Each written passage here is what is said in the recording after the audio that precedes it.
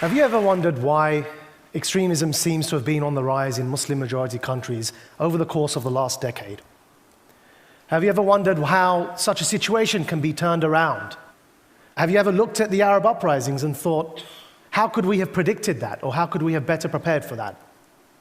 Well, my personal story, my personal journey, what brings me to the TED stage here today, is a demonstration of exactly what's been happening in Muslim-majority societies over the course of the last 2 decades at least and beyond. I want to share some of that story with you, but also some of my ideas around change and the role of social movements in creating change in Muslim-majority societies.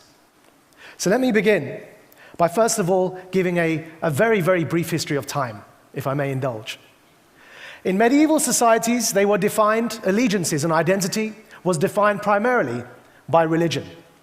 And then we moved on into an era in the 19th century with the rise of a European nation state, when identities and allegiances were defined by ethnicity. So identity was primarily defined by ethnicity, and the nation state reflected that. In the age of globalization, we moved on. I call it the era of citizenship, where people could be from multiracial, multi-ethnic backgrounds, but all be equal as citizens in a state. You could be American Italian, you can be American Irish, you could be British Pakistani. But I believe now that we're moving into a new age. And that age, the New York Times dubbed recently as the age of behavior. How I define the age of behavior is a period of transnational allegiances, where identity is defined more so by ideas and narratives. And these ideas and narratives that bond people across borders are increasingly beginning to affect the way in which people behave. Now, this is not all necessarily good news, because it's also my belief that hatred has gone global just as much as love.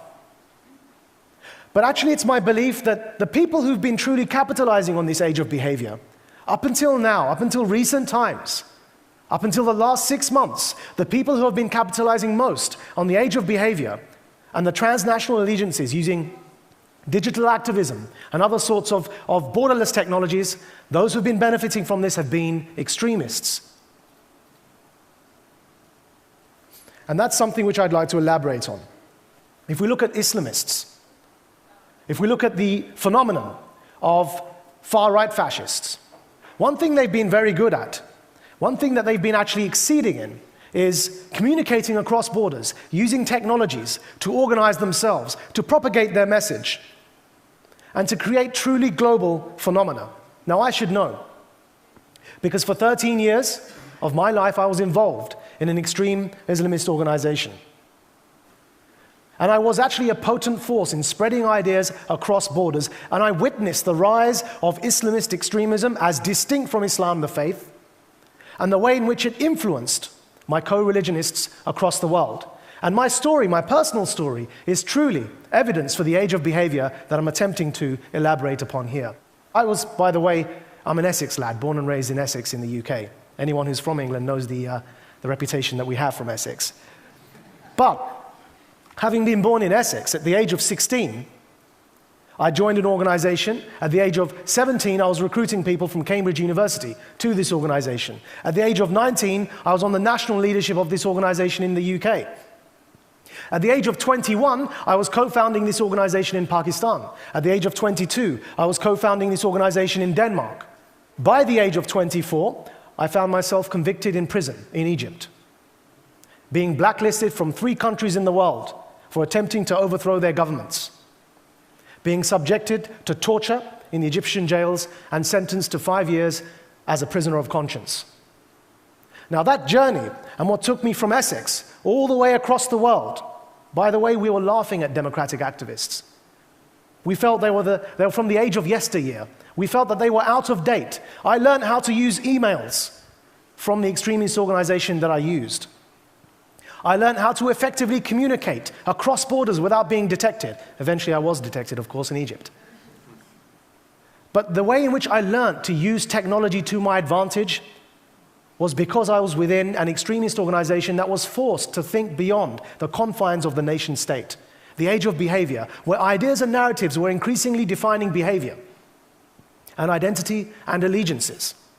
So as I said, we looked to the status quo and ridiculed it. And it's not just Islamist extremists that did this, but even if you look across the mood music in Europe of late, far-right fascism is also on the rise. A form of anti-Islam rhetoric is also on the rise, and it's transnational.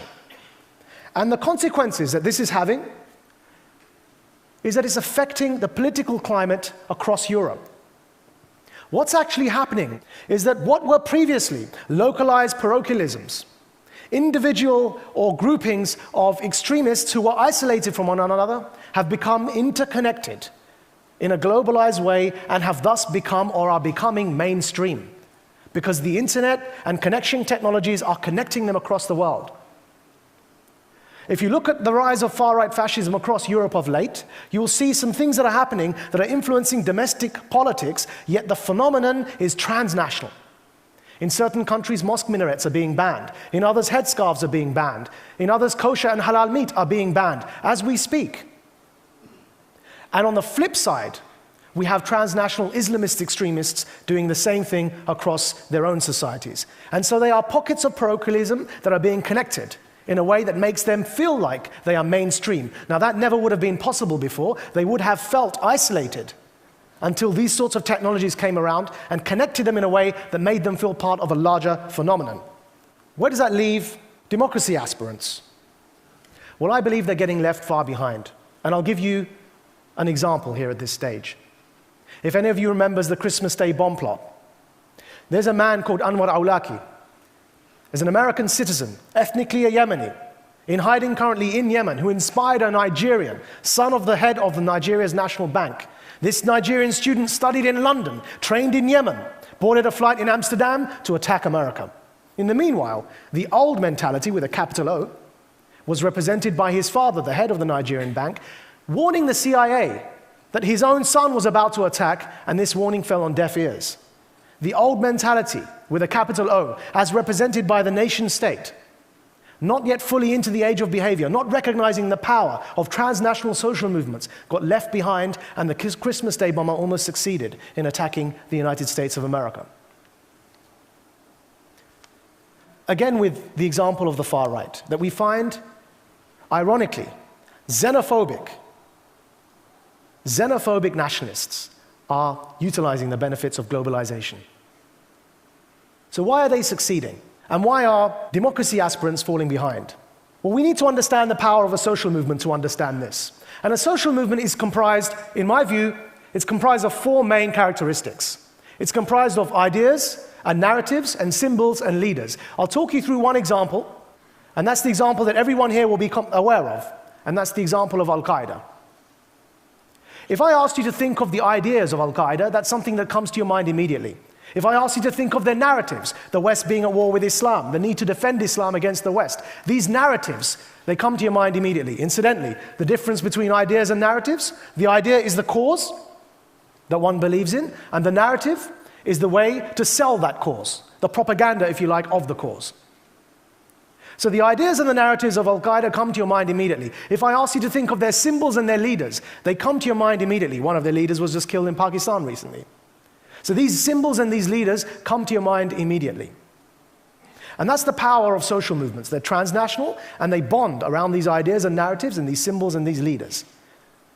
However, if I ask your minds to focus currently on Pakistan, and if I ask you to think of the symbols and the leaders for democracy in Pakistan today, you'll be hard-pressed to think beyond, perhaps, the assassination of Benazir Bhutto, which means, by definition, that particular leader no longer exists. One of the problems we're facing is, in my view, that there are no globalized, youth-led, grassroots social movements advocating for democratic culture across Muslim-majority societies. There is no equivalent of the Al-Qaeda, without the terrorism, for democracy across Muslim-majority societies. There are no ideas and narratives and leaders and symbols advocating the democratic culture on the ground. So that begs the next question. Why is it that extremist organizations, whether of the far right or of the Islamist extremism, Islamism meaning those who wish to impose one version of Islam over the rest of society, why is it that they are succeeding in organizing in a globalized way, whereas those who aspire to democratic culture are falling behind? And I believe that's for 4 reasons. I believe, number 1, it's complacency, because those who aspire to democratic culture are in power, or have societies that are leading, globalized, powerful societies, powerful countries. And that level of complacency means they don't feel the need to advocate for that culture. The second, I believe, is political correctness. That we have a hesitation in espousing the universality of democratic culture because we associate that. We associate believing in the universality of our values with extremists.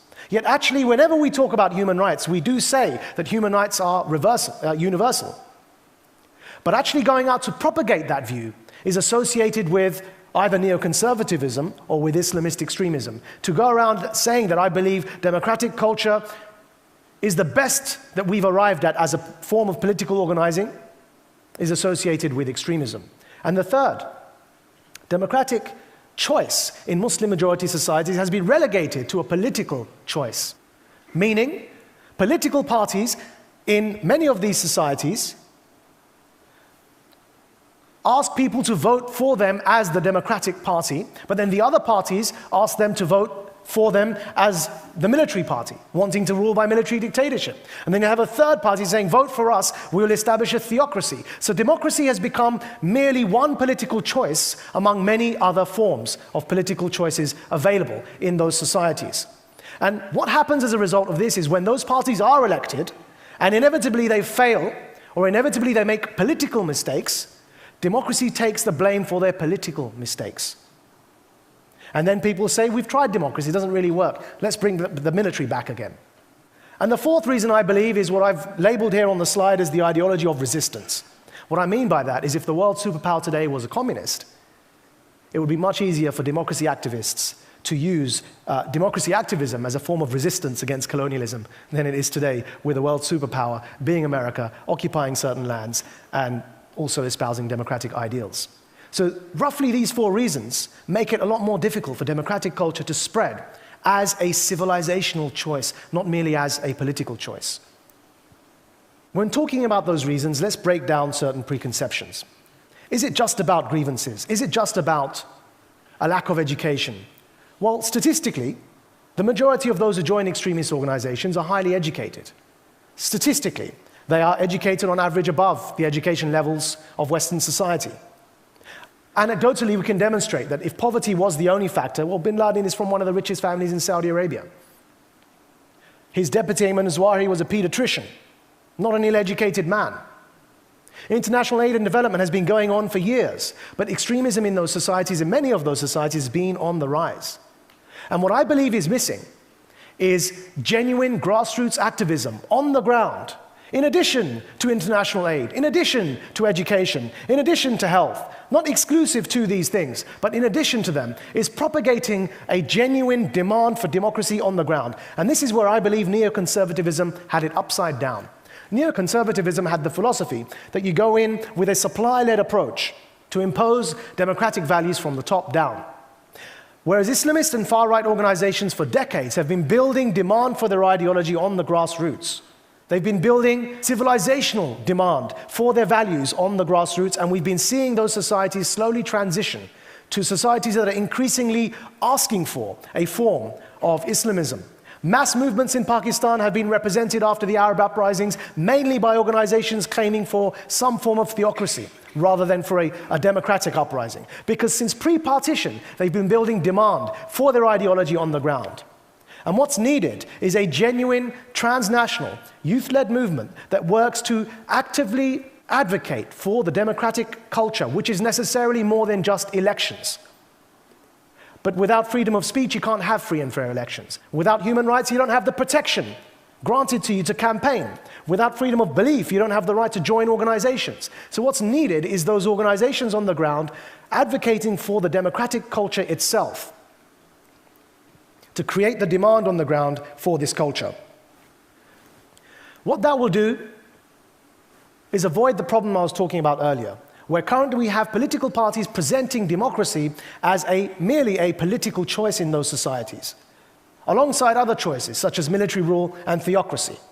Whereas if we start building this demand on the ground on a civilizational level, rather than merely on a political level, a level above politics, movements that are not political parties, but are rather creating this civilizational demand for this democratic culture, what we'll have in the end is this ideal that you see on the slide here. The ideal that people should vote in an existing democracy, not for a democracy. But to get to that stage, where democracy builds the fabric of society and the political choices within that fabric are left-wing or right-wing, but are certainly not theocratic and military dictatorship, i.e. you're voting in a democracy, in an existing democracy, and that democracy is not merely one of the choices at the ballot box. To get to that stage, we genuinely need to start building demand in those societies on the ground. Now to conclude, how does that happen? Well, Egypt is a good starting point. The Arab uprisings have demonstrated that this is already beginning. But what happened in the Arab uprisings and what happened in Egypt was particularly cathartic for me. What happened there was a political coalition gathered together for a political goal, and that was to remove the leader. We need to move one step beyond that now. We need to see how we can help those societies move from political coalitions, loosely based political coalitions, to civilizational coalitions that are working for the ideals and narratives of the democratic culture on the ground. Because it's not enough to remove a leader or a ruler or a dictator. That doesn't guarantee that what comes next will be a society built on democratic values. But generally, the trends that start in Egypt have historically spread across the MENA region, the Middle East and North Africa region. So when Arab socialism started in Egypt, it spread across the region. In the 80s and 90s, when Islamism started in the region, it spread across the MENA region as a whole. And the aspiration that we have at the moment, as young Arabs are proving today and instantly rebranding themselves as being prepared to die for more than just terrorism, is that there is a chance that democratic culture can start in the region and spread across to the rest of the countries that are surrounding that. But that will require helping these societies transition from having merely political coalitions to building genuinely grassroots-based social movements that advocate for the democratic culture. And we've made a start for that in Pakistan with a movement called Khudi, where we are working on the ground to encourage the youth to create genuine buy-in for the democratic culture. And it's with that thought that I'll end, and my time is up, and thank you for your time.